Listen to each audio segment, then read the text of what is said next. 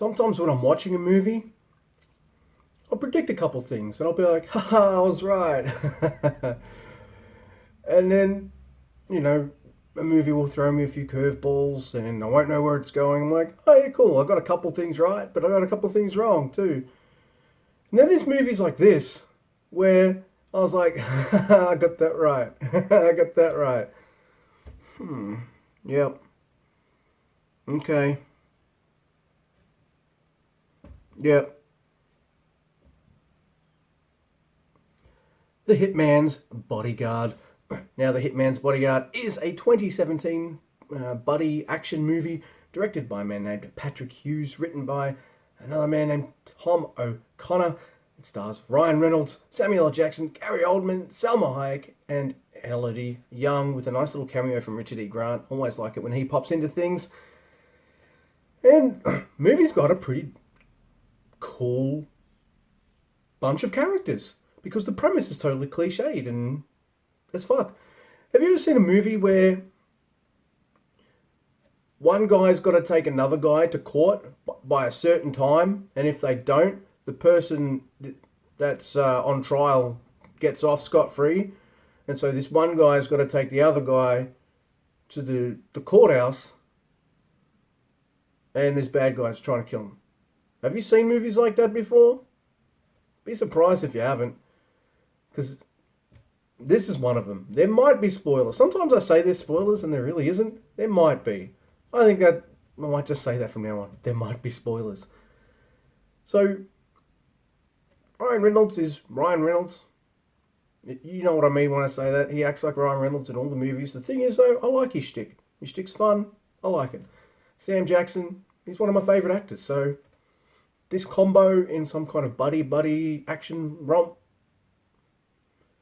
seemed like an easy sell. Now I really like their characters. It's just a shame that everything around them is just so cliched, easy to guess, and uninteresting. And I'm sitting there as I'm watching this, guessing things that's going to happen, and I was really disappointed. Like, it started off just going, ha ha ha ha ha, and then I'll be like, oh, but this will happen, and this will happen, and this will happen, and it did. That's a shame. You got some heavy hitters in this movie. Maybe give them a script worthy of that. Also, the music is awful. No offense, Mr. Attili Ulverson. I'm probably mispronounced your name too, so double fuck me. And that's fair enough. But I didn't gel with the music in this. It sounded too generic and sometimes sitcom-y. It definitely didn't fit the movie, I didn't think. For a movie with such laughs, it tries to get a bit heavy. Like, I don't know, man. When I'm thinking about writing a buddy cop movie or a buddy action movie, which I'm not, I kind of wouldn't make my lead villain in a movie filled with jokes to be some, like, dictator who does ethnic cleansing and shit.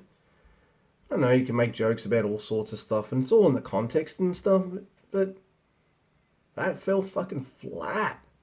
And so did the music. What keeps you going? And this movie's almost 2 hours. Like, I feel like half an hour could have been cut from this, especially since it's so predictable. Like, I don't think you'd miss half an hour of this. But, the jokes are usually pretty damn funny. Like the banter between Ryan Reynolds, Samuel L. Jackson. I like their backstories. I like how they build as two people who hate each other who come together and help each other. That aspect was done great. And that's mostly on the basis of the performances. Other than that, it's not boring, but you might get frustrated with the amount of stuff that you can predict. Like early on in this movie, I'm like, oh, I'm really into this. Oh, it might be about a 7, maybe. By the end of it, I was like a 6, and my wife was like a 5. And in the end, she was right. It's entertaining enough But you've seen buddy movies done better. Just watch The Good Guys instead. Funnily enough, The Good Guys doesn't get a sequel, but this movie is. You know, there's better cop buddy action movies out there that hit the humor, they hit the serious themes, and they balance that kind of black humor and darkness and fun a lot better. This is just a movie that's really lucky to get so many big stars. And I'm pretty sure that's the only reason why you'd watch it, the stars in it. Because it's not all that memorable, except for the characters. You won't remember the story, but you'll remember Darius Kincaid, one of Sam Jackson's best characters. I just really liked him.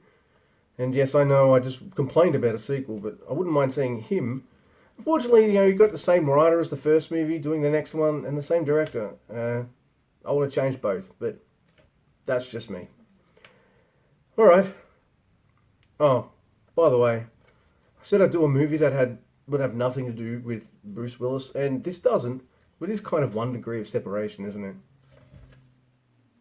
F. Give me a like, dislike, share and subscribe, all that kind of stuff. Oh yeah, there's heaps of good things to say about it. The action scenes are pretty fun. That passerby agrees. And the performances are all good. So there's no bad acting. And, when it becomes time to do the action stuff, it's good. I mean, it's not that memorable, but it's still good. Yeah. Gotta say something good about it. Gave it a 5. It means half of it was kind of good, right? I don't know. 5 just feels right. You don't really judge a movie. You don't really break down why he scores like that. It's just like, funny, I've got a review show. But you gotta break it down. Not break it down, you kind of got a vibe. And my vibe, it's 5. Fuck, I'm rambling because I'm trying to tear this. I don't know why. Fuck it.